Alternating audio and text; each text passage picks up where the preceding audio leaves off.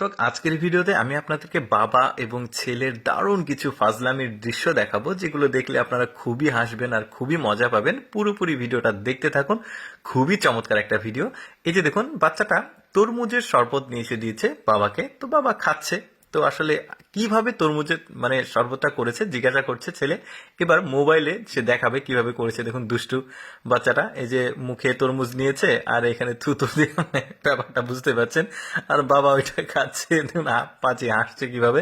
দেখুন ওর প্লেট পরিষ্কার করার জায়গা দেখুন, কি একটা অবস্থা দেখুন। কমোডে নিয়ে এসে প্লেট দিচ্ছে, বুদ্ধিটা কিন্তু চমৎকার। যদি সেটা আসলে ওয়াশরুমে না থেকে এমনিতেই ব্যবহার করা যায়।